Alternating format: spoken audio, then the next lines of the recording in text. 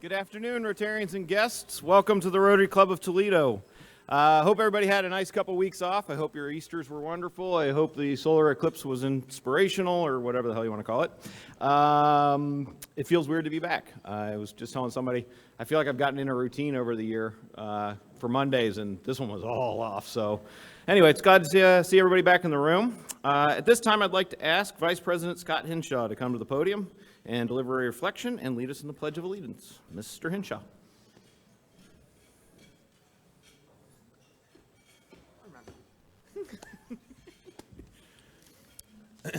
Afternoon. I believe my last time that I was up here I was fairly serious, so today will not be that. Today's reflection is a prayer of sorts on this holiest of days, tax day. This is from the internet, anonymously credited. O Lord, look down upon us on this, our most trying day, and grant us the courage, strength, and wisdom to file on time. Grant us the courage to take every possible deduction, no matter how flimsy the reason.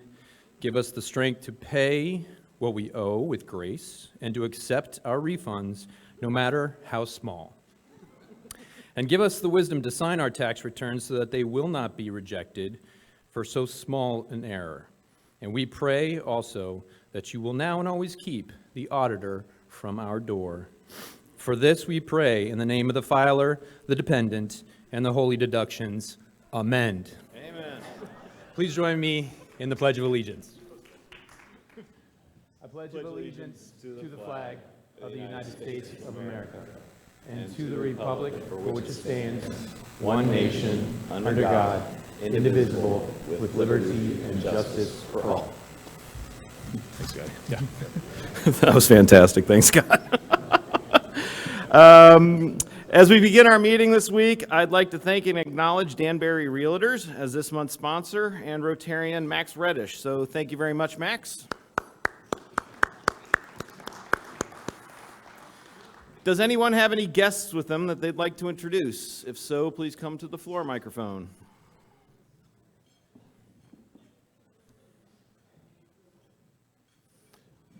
Mr.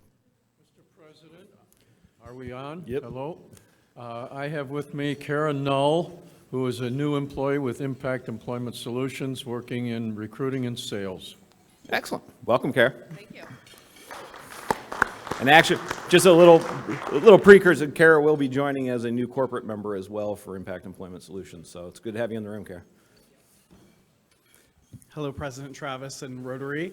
I have with me today a fellow Rotaractor, Allison Kerr. So I wanted to introduce her to you all, but you should all say hi to either of us. We'd love to get to know more of you.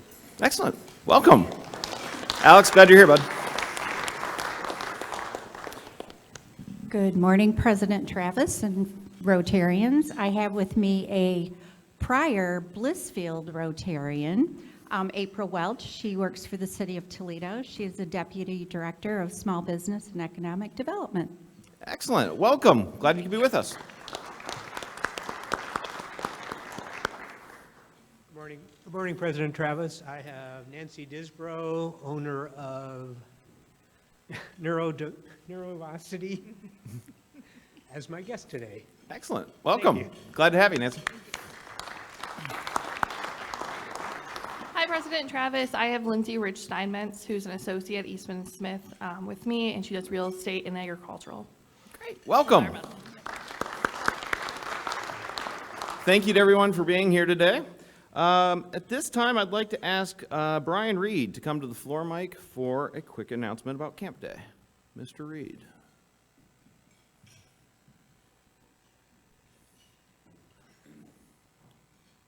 All right, thanks, President Travis, and hello, everyone. We've made a couple of announcements, but it is coming up soon. Camp Day is next Tuesday, the 23rd, so just another appeal here to see if we can get a few more volunteers. Thanks to everyone who has already signed up to volunteer for the day. We would arrive around 9 a.m. at Camp Miaconda, which, if you don't know, is off Sylvania Avenue between Corey and Holland, Sylvania. And we'll be there till just after lunch, probably 1:30 or so. We will have, again, the students from Glendale Fieldbach School there for a fun day. Students from St. Francis High School there to assist us and chaperone these kids, and it's going to be a great day. So thank you. Excellent. Thank you, Brian. Yeah, please, if you can help out, please sign up to help out. Chuck, do we have a time capsule at this one? Sorry, had to. Oh, it's never too soon. Next up, Thomas Romer. Would you please come to the floor, Mike? I don't know what you're talking about, why you're there, and I'm a little afraid. Like, Should I sing? Okay. you Anyway, usually do. Our wonderful bowling group is gifting you and our president in the wings with a, what is this called? Tumbler and a coffee cup with It's a tops vodka on it. holder, Tommy. But it's got Rotary Club of Toledo. Oh, So this is our gift to you. And remember that we start bowling in October. So think about it. I'm the commissioner. And Advanced Advertising is our supplier. Karen, thank you very much. I'll get these to you later. that was very sweet. Thank you, Tommy. Appreciate it. Yeah, never too soon to sign up for the bowling league, even though it's 6 months out. At this time, I'd like to ask President-elect Kevin Mullen to come to the podium and introduce new member Becky Schnabel.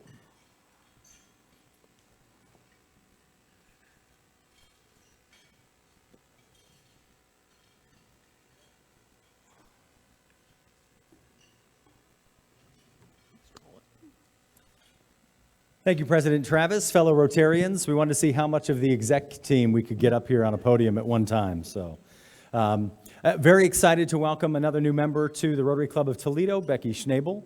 Becky is the co-owner of Casual Pint Bistro, which is off Secor. If you haven't been, I highly recommend you stop by. It is known for having the best selection of local beer that you will find anywhere in the area. Prior to being a craft beer pusher, Becky spent 32 years in pathology, with over 30 of that at UTMC. And then she retired in 2020. Why anybody would want to get out of healthcare in 2020, I cannot imagine. But she did, and she found her way to the bar, like so many of us did in 2020. She's got 3 children, a couple of granddogs, and her hobbies, I hesitate to say all of her hobbies with Tommy Romer in the room, but she does have a camper that her and her husband like to get away to in Indiana as often as they can. She also claims to enjoy bowling. I'm just going to apologize in advance for what's going to happen in the next 10 minutes as Tommy Romer comes running over. But we are very excited to have you here. She's sponsored by our president, Travis Tangeman. And she said she wanted to get involved with Rotary as a way of getting more involved in the community, growing her network, and ultimately converting all of us to local craft beer aficionados. I will say I'm a huge craft beer fan. As you guys know, that's a big part of my life. But I stopped drinking 2 years ago, and I still love to be able to go out to places. And I will say, just as a thank you to you, they also have a phenomenal non-alcoholic beer selection, which is wonderful. So I appreciate that as well, in addition to all the great local beer they have. So, Becky, thank you so much for being here, and welcome to Toledo Rotary.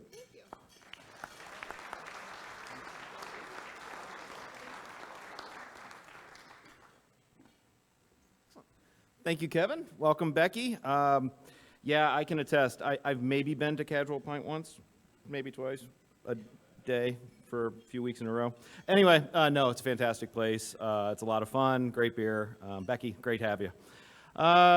Next up, I got to get ready for all the titles. I would like to ask past president, current foundation trustee, and golf outing chairman Alex Dew to come to the podium for an announcement. You do too much, man.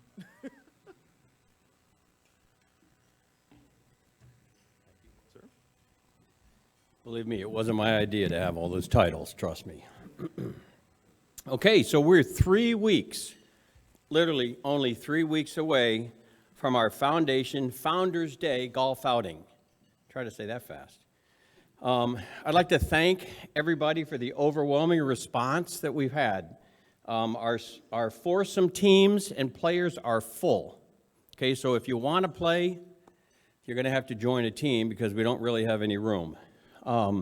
However, we do have some room for sponsors. Sponsors.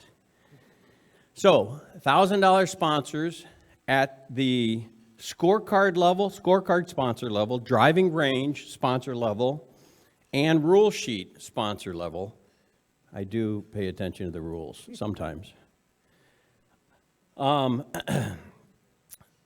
we're also looking for a handful of whole sponsors at the $500 level. So that gets you your logo at the hole. Everybody who's sponsored this event, again, thank you very much. You'll see your logo all over the golf course, okay, as well as in the meeting room. So the meeting will be held on March 6th at Sylvania Country Club. If you have not RSVP'd, please do so, or let Jackie know that you're going to be there. It's going to be a fantastic meeting. We've got a great speaker, Adam Rennie, who is the director of First Tee Lake Erie. And he's going to talk about their partnership with the Toledo Public Schools and what they do with these students who are enrolled. So for those that are playing, look for an itinerary coming to you that day. Everything, again, where you're supposed to be and when you're supposed to be there. So again, thanks everybody for the great response. We're just about to our target amount raised. And if you have not sent your logo in, please do so. Send it to Jackie. Again, thank you.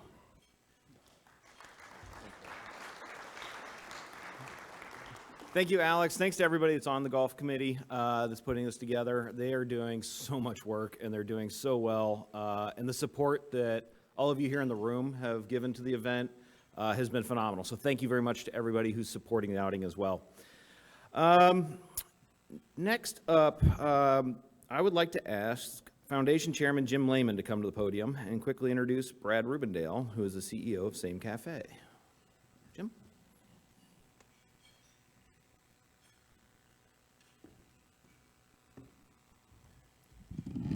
Thanks, Travis, for inviting me to the parade of leadership up here. Today, it's my privilege to introduce Brad Rubendale, who's the CEO of So All May Eat, otherwise known as the Same Cafe. His history includes Urban Peak, CASA, the court-appointed special advocates, testifying at the Colorado Capitol on behalf of the LGBTQ youth, and being a youth pastor. Brad has a bachelor's in psychology and criminology from Missouri State University, a master's of divinity from Denver Seminary, and a graduate certificate in nonprofit management from University of Colorado, Denver. But the most important education he ever received is when he shuts up and listens to other people's experiences. Brad lives in Denver with his husband, Michael, kitten Kiki, and stepdog Bandit, where he happily walks, bikes, and buses everywhere. Please welcome Brad. Thank you. Thank you. I'm Brad Rubendale, and I'm the CEO of So All May Eat, which is the parent organization of Same Cafe Toledo and Same Cafe Denver. How many, by show of hands, have been to Same Cafe in the library? Oh, good. That's awesome. How many of you have volunteered at the library? I'm curious, at the Same Cafe. I see one hand. So I'm here to mostly say thank you for the $10,000 to invest in our Cook to Work program. And I also briefly want to just outline, I get this question a lot, why did we go from Denver to Toledo? And it's largely because of the incredible community here. There's an incredible community of support and a generous nature here. And there was a group of folks that came to the Same Cafe in Denver and said, we want to see this happen in our community. And so we worked with him for about 4 years to do the groundwork. And then the other beautiful thing is you all have one of the best libraries in the country, if you don't know that. And that library is hosting the same cafe. And so our dream is to open same cafes in downtown libraries, because many downtown libraries have a lot of folks that are experiencing need, as well as many of them have an underutilized cafe space. And so when we convert that to a same cafe, it means the food is delicious, farm to table, and accessible to everyone that's there. So it solves a bunch of problems for the library, and it also reduces overhead for us to open same cafe in a downtown area. So thank you all for hosting same cafe here, our second in the country, actually. So I want to briefly talk about Cook to Work, which is the program that you all sponsored last year, and with a $10,000 gift, thank you. And what that is that Same Cafe, same stands for So All May Eat, if that wasn't clear. So everyone is treated the same, and it's also accessible to everybody.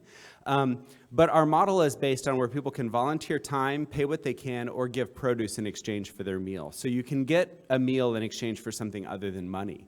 But while we're doing that, we also have a job training program called Cook to Work that exists in the cafe, so that while people are volunteering, they're also receiving real-life job skills that can translate to paid work in the culinary field or into a more robust culinary training program. So it's unique in the fact that it is offered on the terms of the person who's receiving training, so they can come in anytime and just pick up where they left off and receive training. Because a lot of the more robust programs for culinary may be free, but they have to show up every morning at 8. They have to be consistent, and this is something that meets people where they are to help move them towards stability. And you all helped us launch that at Same Cafe Toledo. So thank you, thank you, thank you, and I'm honored to be here.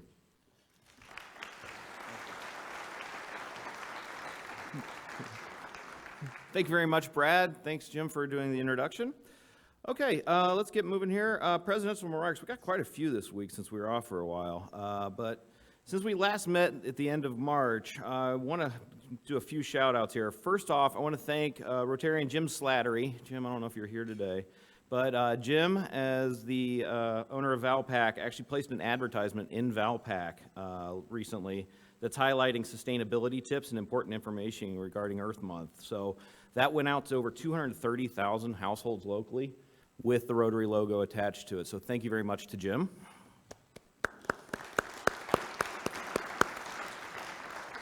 Next up, congratulations to Emily Zarecki for self-publishing her book, Golden Scars, on her cancer journey and the loss of her husband. So, Emily.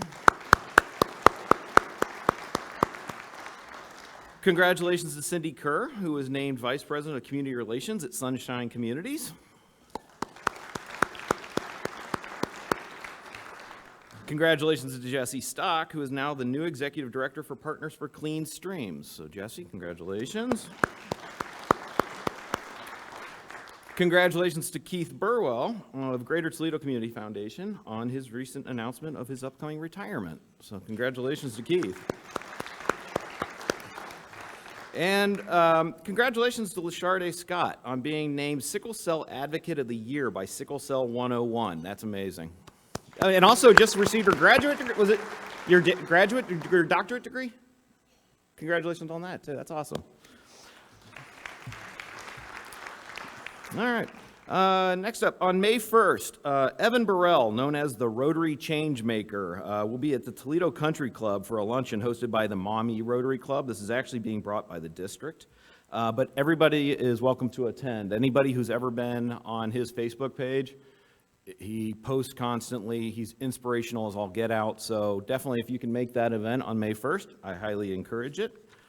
But you do need to register, so please register for that. And lastly, on June 26th, our very own past president, Tim Ryan, will be installed as the district governor at the Toledo Museum of Art. We hope we all will join us. And if you're interested in helping with that event, there is a planning committee that's looking for volunteers. So anybody willing to help out District Governor-elect Ryan get sworn in, please reach out to either Jackie, myself, or to Tim. So. With that, I would like to invite past President Chuck Mann to come to the podium and introduce today's guest speaker.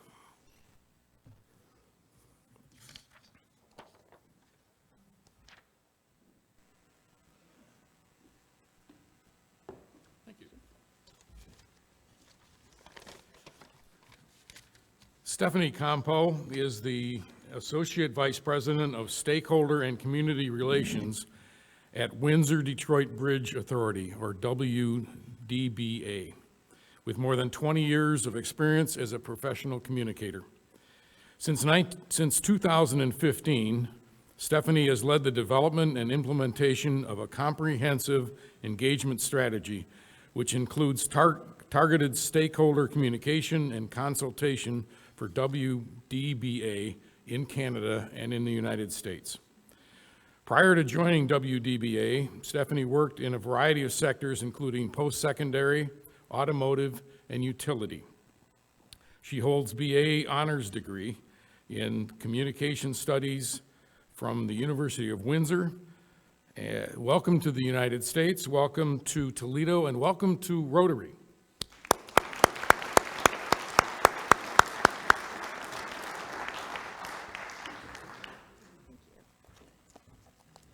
Good afternoon, everyone.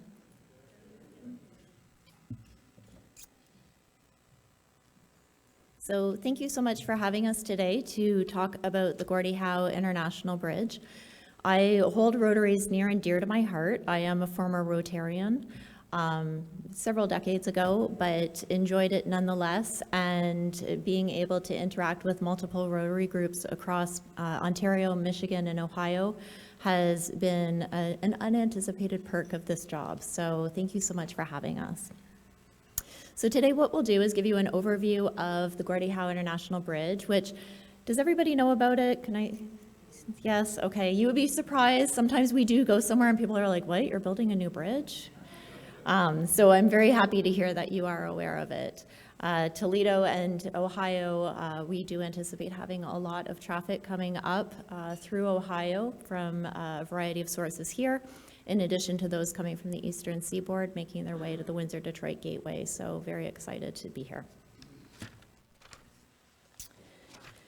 So looking at why are we building a second bridge to connect Windsor and Detroit? The Windsor-Detroit Gateway is actually one of the busiest gateways between Canada and the US.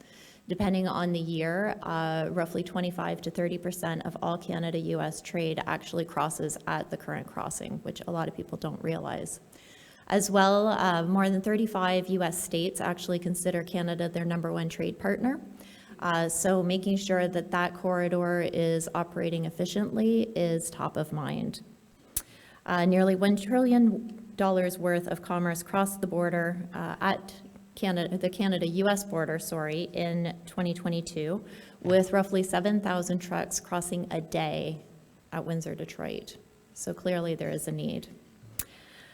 When we were looking at whether we should build a second crossing, that question kicked off a very long process. I'm embarrassed to say it's been more than 2 decades since that question was first asked in early 2000 by the Canada, US, and Michigan and Ontario governments on whether one was needed.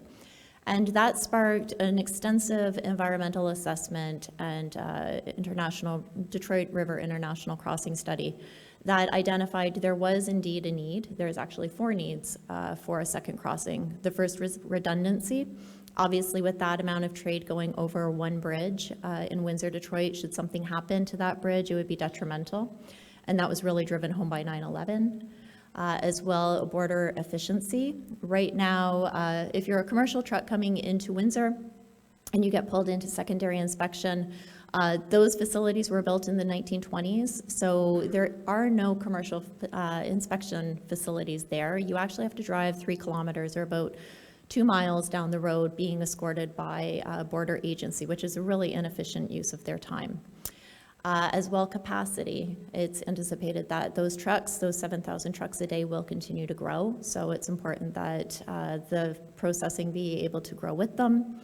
And finally, connectivity. There used to be a joke that there's 17 traffic lights between Montreal and Miami, and they are all in Windsor, Ontario. Unfortunately, the Highway 401, which connects all of Ontario to Windsor, stops and you do travel down a municipal road to get to the current crossing. So finding a way to navigate around that with a new crossing, and the Right Honorable Herb Gray Parkway, which is the new direct connection into Highway 401, allows seamless movement between I-75 in the US and then broader into Ontario. So when we talk about the Gordie Howe International Bridge, obviously the bridge is the superstar and gets all of the attention.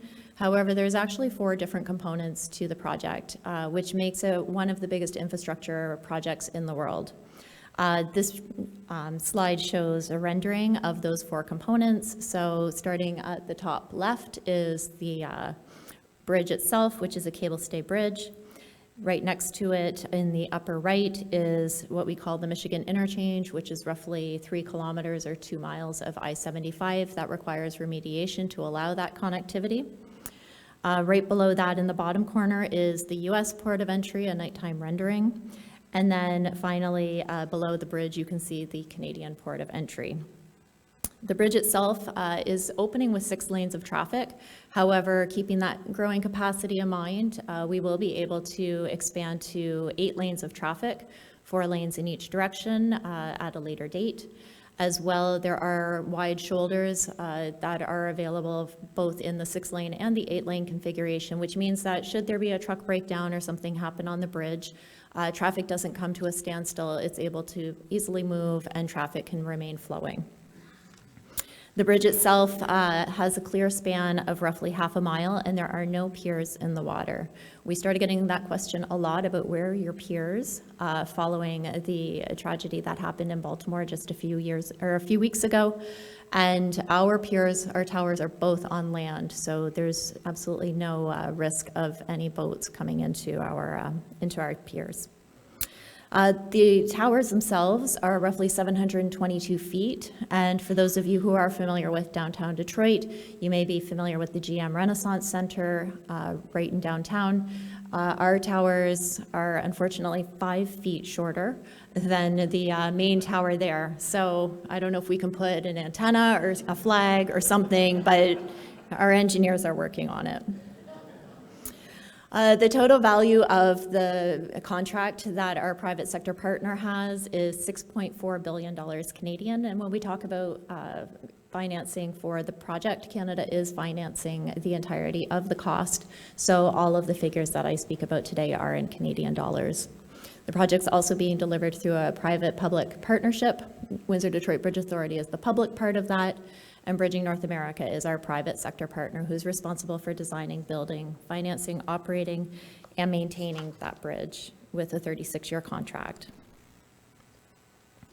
From a design standpoint, there's a number of factors that have been incorporated into the bridge to ensure that it is a leading example of sustainable infrastructure. This slide shows some of those items that have been incorporated, such as LED lighting, which is very efficient. All of the facilities in both ports of entry have been designed to take advantage of natural light to reduce some of that burden on electrical. Water management systems are in use to reduce water demand, and also an extensive stormwater management system is in place to ensure that all of the water that's collected on the site is managed and released into municipal drains or into the river in a safe and clean manner.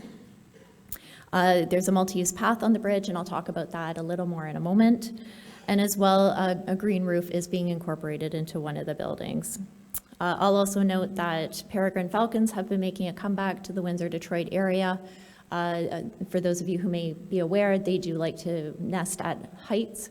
So we are putting a peregrine nesting box on the bridge and hoping that we can entice a couple to come down and call the Gordie Howe Bridge our bridge home. At the heart of this project is a desire to offer a system of travel to customers that makes it easy and seamless to move from A to B. I talked about the capacity. Obviously, that's growing, and it's important that we make this a crossing of choice for both commercial users and also passenger vehicles who may be moving between Canada and the U.S. The goal is to create a travel corridor that's using technological advances to keep things simple and streamlined. To help with this goal, To help with this goal, an intelligent transportation system is being integrated into all aspects of the bridge, from roadways into buildings. It will streamline this trade between Canada and the U.S. and provide a safe, secure, and efficient transportation network. A traffic management center will be located at the Canadian Port of Entry that will be operating 24/7, 365 days a year. And systems will be in place to automatically detect incidents and queue lengths to streamline traffic flow. Overhead dynamic signage will also be in place to provide flexibility for lane streaming at the inspection and toll facilities. So when you're traveling down the bridge, there is no center median, which means that using dynamic overhead signage, depending on what the traffic flow is of that day, we will be able to convert lanes. So if it's a heavy commercial day, we may be able to add an additional US-bound commercial traffic lane. If there's an event happening in Detroit and there's a mass exodus of all the Canadians coming home after a Tigers game, we can do the same for that as well. So most of the systems that are being put in place really keep that flexibility and adaptability in mind. As well, ITS connectivity with border agencies, road authorities, first responders, and emergency services in both sides of the border will support this efficient traffic management. So I mentioned commercial users a lot. We're often asked, does this mean that the bridge will only accommodate commercial traffic and passenger vehicles will use the other crossings, either the other bridge or the other tunnel? And really, it's anticipated that we will have a mix of both commercial and passenger traffic. We often do get asked, is this going to increase commercial traffic in the area? And again, what we've looked at with the traffic studies that were taken in the early 2000s really didn't identify an increase per se, aside from that growing capacity over the coming decades, but rather a redistribution of the traffic. When commercial traffic is identifying which crossing to use, where they're going, a lot of it is very dependent on their origin, where they're starting and where they're going. For example, if I live in the east end of Windsor, this bridge is very much at the west end. If I'm going downtown Detroit to watch a Tigers game, even though I work here and I do not get free toll, I've tried that, but unfortunately it's not a perk. I am not going to drive all the way across the city. I will use one of the crossings that's closer to Detroit. And commercial users and the fleet owners are very similar to that. I mentioned that the bridge has that extra wide lane to accommodate for oversized vehicles and also that paved shoulder to provide space for disabled trucks to pull over. And as well, to reduce commercial congestion delays, we will have that ability to convert passenger lanes to commercial. As well, we will have dedicated processing lanes for buses along with a separate processing facility for both pedestrians and cyclists to avoid intermingling with traffic. Opportunities for expedited processing will also be used through the acceptance of trusted traveler programs such as the Nexus program, e-manifest, and the availability of fast lanes. Both ports of entry will use the extensive footprints available to offer the most up-to-date technology to provide efficient border processing capabilities. I'll note both of those ports are significant in size. The US is actually about 170 acres and the Canadian is about 135. Right now, when you look at the footprint of those facilities that are being put in place at opening day, really only about 50% of the land is being used. And that was done purposely to ensure that we don't become landlocked and that as we continue to experience capacity growth in the coming decades, should we need to add additional lanes or traffic queuing or additional buildings, we have that ability. All of that land has been serviced and is ready and waiting for us at a future date. In terms of tolling, one of the number one questions we get asked is how much is it going to cost? And we don't know yet. We will be undertaking tolling consultation later on this year with both passenger and commercial vehicles. What I can tell you is that it will be very comparable and competitive, not only with the other crossings in Windsor, Detroit, but we're also looking beyond to additional crossings either at Sarnia and Port Lambton, and also looking at the Niagara bridges. All tolls are being collected in Canada, so for those of you who may have used the current Ambassador Bridge, we're basically the opposite. So right now, if you're coming over on the current crossing, you come into the US, clear customs, and then pay your toll. It will be exactly the opposite on the Gordie Howe. You would come into Canada, clear customs, and then pay your toll on your way out, or if you're coming to Detroit, then you would be paying your toll and then making your way. There are 16 toll lanes with 8 in each direction, and they will have customized payment mechanisms and also loyalty programs.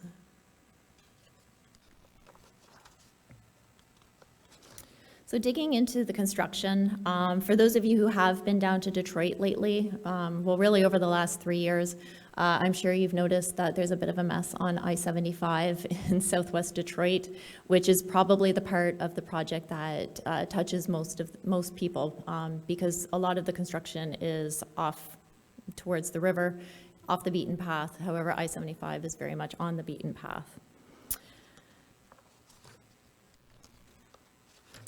Looking at the 2 ports of entry, work is progressing on all of the buildings. In the US, there are roughly 13 structures underway in various forms of finish, and on the Canadian, there are 11. Most of the buildings are now in advanced stages of construction with interior work well underway. We're often asked about the impact of COVID, and if there can be a blessing in a pandemic, the timing was the blessing for us. In 2020, a lot of the work that was being undertaken really focused on outside work that was naturally distanced, where you would have a lot of earthwork or road work happening, where you have someone in a machine and an outside spotter or flagger, somebody assisting. Had this happened now, we would be in a very different situation, as there really weren't buildings, they were framing, but there was no interior work undertaken at that time. Now, the majority of the work, especially at the ports of entry, are really looking at those interior finishes as we prepare them for the agencies to move in later this year. So it was a good thing the pandemic hit. I guess it always feels weird saying that. It was a good thing the timing of the pandemic aligned with that phase of the project. In terms of the Michigan interchange, I mentioned the work that we're undertaking on I-75, and it's not just the on-ramps that are being completed as part of this segment of the project. Because of those on-ramps that are quite significant in size, that did require demolition and reconstruction of 5 road crossing bridges and 5 pedestrian bridges. So all of those were demolished by 2020. The road bridges are now back in service, so people can easily move from the north to the south sides of the communities on I-75, and those pedestrian bridges will be coming on later on this year. I'll move into our partnership and community impact, and that has been a part of the project that has been fairly unique, and it is something that my team has been very instrumental in leading in both Windsor and Detroit. Obviously, there are needs for an enhanced regional transportation system, but we always took the viewpoint that this is more than just a bridge and more than just an infrastructure project. Where the bridge is being located in both Windsor and Detroit, it's coming down in areas that are a blend of residential and commercial, industrial. And it was always understood that we needed to embrace and include those communities in all of the discussions that we're undertaking. So nothing that was occurring was a surprise to them.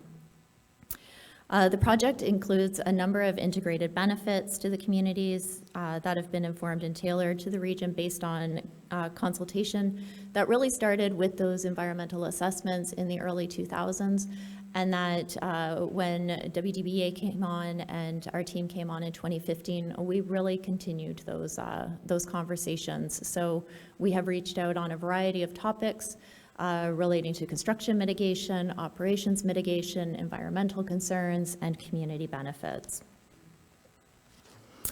There's a significant community benefits plan that's included in this project, and that community benefits plan really has its roots in community consultation that was undertaken between 2015 and 2018 with the communities of Southwest Detroit and West Windsor.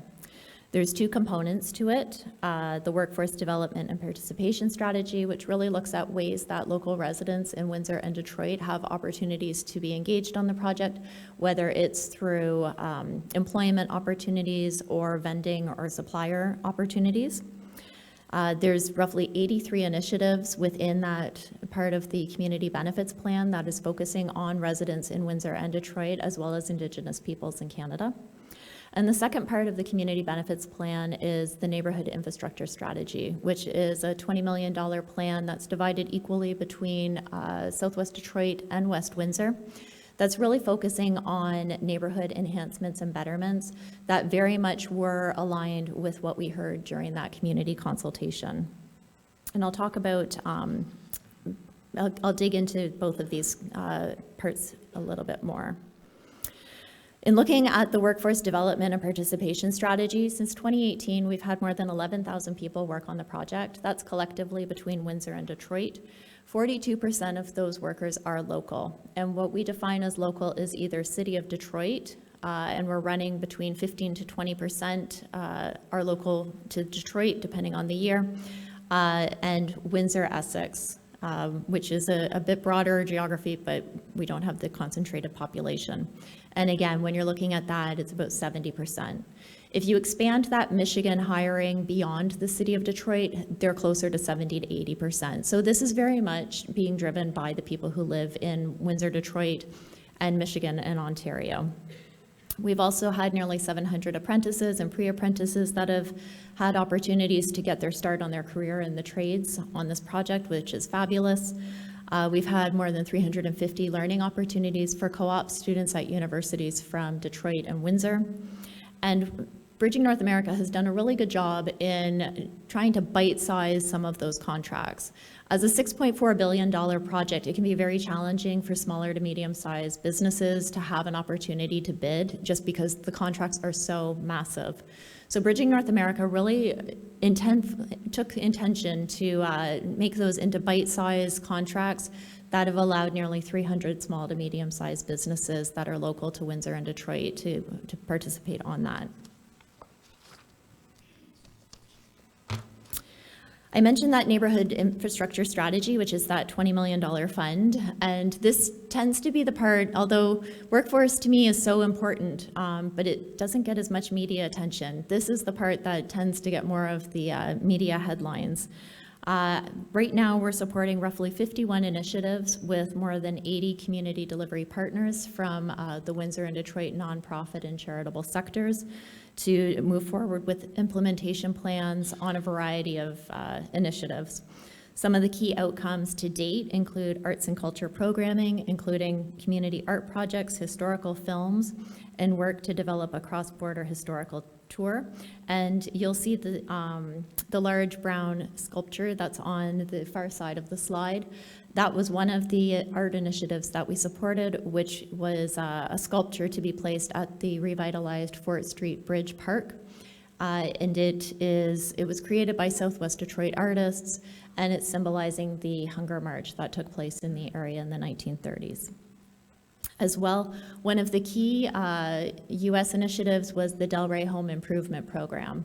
And we heard a lot from people who had been living in the area for a very long time, but for a variety of reasons had not been able to maintain their homes with various upkeep and maintenance needs. So $4 million of that $10 million fund actually went to support the Delray Home Improvement Program, which offered $20,000 in home improvements per residence if they were so inclined.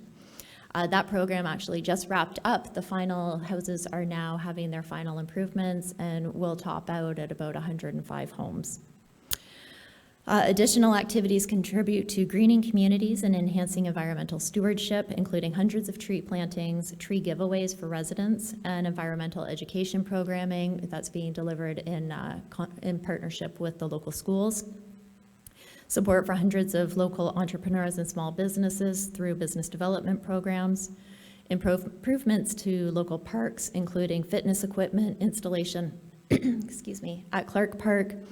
And also food security infrastructure and programming, including appliances for local food banks in Windsor and Detroit, community meals, and food box distribution, as well as programming for local youth and seniors. The neighborhood infrastructure strategy wraps up in March of 2026, and we will be launching a call for proposals later this year to identify how the remaining funds will be spent. There's roughly about $4 million, $2 million in each country that remains unallocated, and we're very excited to see what comes in this round. So I mentioned that multi-use path that is part of the bridge. And again, when we talk about community engagement and consultation, this is very much the result of grassroots organizing. In 2015, when we did the initial design plans, there were no plans for a multi-use path on the bridge. That was not at all on anyone's radar. As we started going out and doing consultation, we heard a lot about from people who had fond memories of using the Ambassador Bridge as kids through the 60s to walk between the two communities, and also recognizing the growing active transportation that is becoming more momentous in today's society. It actually became so detrimental. It was all that people wanted to talk about. We went back and said, can we please do this? Because no one wants to talk about anything else. So we did open up those design packages, and we did make it a requirement. So we're very excited to say that there is a multi-use path on the bridge. In February of this year, we did announce that we are the first international bridge crossing that is becoming part of the 28,000 kilometer Trans-Canada Trail, and that will connect us to both the Iron Bell Trail in Michigan, the Great Lakes Way, which is going into all of the U.S. Great Lakes state, as well as the Ontario Waterfront Regeneration Trust. It's also free for people to use. So you can't, if you're in a car, you do have to pay, but if you're riding your bike or walking across, it is free. We're also working with both municipalities and other trail organizations on both sides of the border to make sure that as people come off of that multi-use path, there is somewhere safe to go. And we'll be announcing additional information about that in the coming months. Just earlier this month, actually a week ago, we completed our consultation relating to potential operational policies for that multi-use path. Anytime that we have undertaken any surveys relating to the project, we get anywhere, depending on the topic, it can be 70, it can be 300. We had 3,300 surveys from across the Great Lakes region offering up opinions and advice. So we're just now digging into those. Our policy team is going to have the hard part of trying to make that into a policy in cooperation with the two border agencies, but we're really excited to see what that will be like when the bridge opens in late 2025. This is coming to the completion of the presentation. We do have a video just to show you. This is actually from a couple of months ago. We do drone flyovers of the construction every quarter, so we will be launching our new drone video very shortly. But right now, happy to share a quick video, and then I think we will have some time for questions if anyone has any.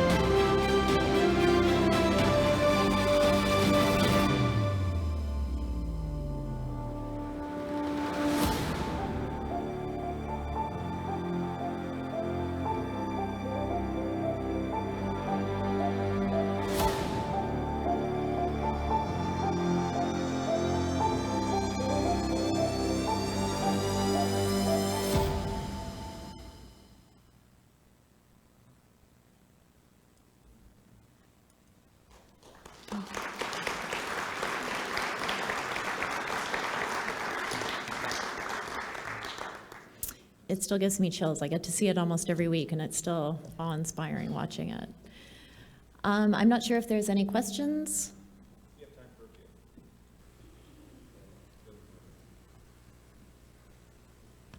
Thank you very much. Beautiful presentation. I was astounded to hear that the entire cost of the bridge is being footed by Canada. Is that why you pay in Canada whether you're going or coming, and they keep the money? So it is one of the reasons why, because of so there's a very long history. I won't get into it. Some of you may be aware of why Canada is financing the project. If not, there's lots of information on the internet that explains why. In the mid-2000s, in the aughts, I guess, Michigan did pass legislation stating that no state funds were able to be spent on the project, which obviously put the project in jeopardy.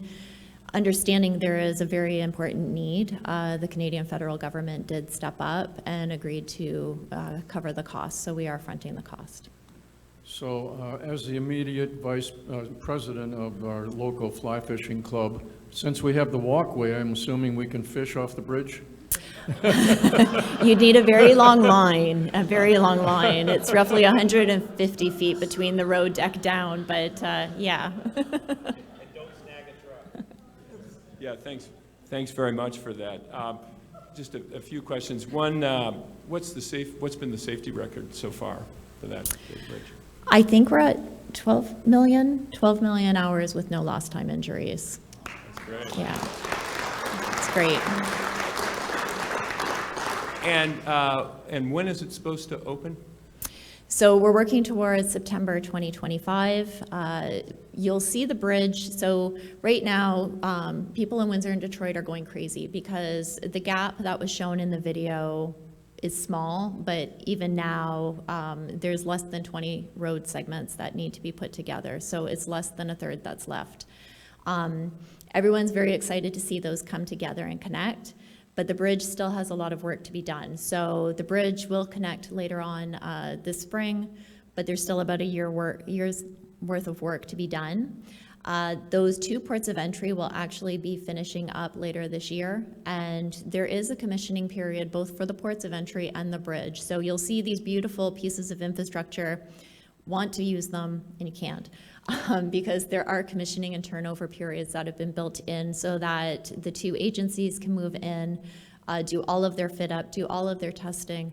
And we've also set aside a significant amount of time for emergency services and first responders to be able to do a real life training before any of the traffic is there. So when, unfortunately, something does happen, they will know where they're going and will be able to maneuver around with a sense of familiarity. Yeah. That gap that we see in the picture looks a little forbidding. But we all hope the structural engineers have got that figured out just right, because it doesn't look like there are any wires that are supporting it. There's not, and actually that was one of the big milestones that we reached about a month and a half ago, and people are very, very vigilant and aware. Our communications team does a great job with photos on our website. However, there's lots of people out there on boats and driving around, looking at where things are at. And if work stops, you start getting calls on the 800 number. And about, I guess it was about 2 months ago now, we started getting calls, and they're like, "Why did you stop? You're not working on the road edges, the deck edging, what's going on?" And the reason for that, the bridge is being constructed using an unbalanced cantilever system, which means that they actually did the back spans first and then started moving out over the river. And to enable, obviously, working on the back spans first, those cables that hold up the weight of the bridge were not there yet. So they did have temporary false work put in that was actually holding that up, and they had to stop eventually. There are 216 stay cables, 108 in each tower. We're now at the point where there's enough cables to support that weight. So they took the crews off of the deck edging to remove the false work. And it was amazing that people even picked that up because we started getting all of these calls. So there is actually a video and there's information about the removal of the false work if it's something that you're interested in. Two questions for you, Stephanie. The first question is, you mentioned the toll collection system. Will they be tied in any way with the turnpike system in the United States, which uses an easy pass? We are looking at interoperability with a number of those, understanding that, especially in this region, there's so much back and forth, whether it's commercial or even passenger, a lot of people are going back and forth, so it is something that we're exploring. Then the second question is, when you drive I-75, you can often see the Ambassador Bridge is packed in both directions. My perception is that's because of lack of customs officials to clear the traffic. Has there been any pledge by the Canadian and the U.S. governments to make sure there are enough customs officials to keep the traffic going? If you got 8 lanes, but everything queues at the customs point, it really doesn't matter. Yeah, we get asked that question a lot. So there are service standards for both CBSA and CBP. There are requirements for certain levels of what they're anticipated to move. We're anticipating roughly at least 400 trucks an hour because of the ITS capabilities and efficiencies that have been moved in. A lot of those will just be passing through, either because of pre-clearing with customs or e-manifest systems. So that should also alleviate some of those concerns. Thank you. You're welcome.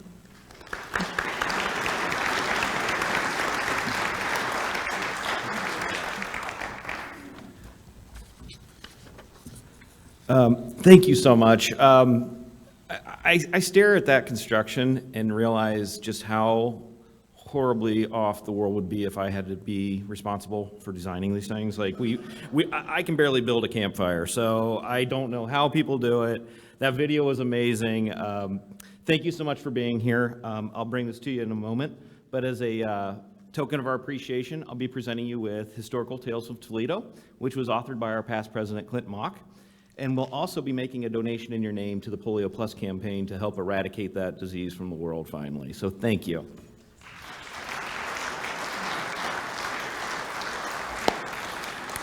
Okay, guess what? We actually get to come back next week. We don't have to do these like one-on, one-off things.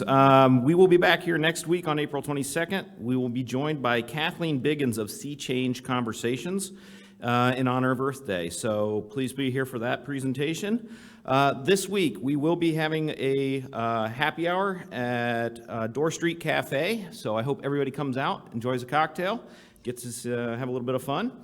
And with that, we have 2 meetings this afternoon. Program Committee will be meeting in Summit A, Environmental Services Committee in Summit B. It's great to see you all. Go out, have a great week, make a change in the world. Take care. We're adjourned.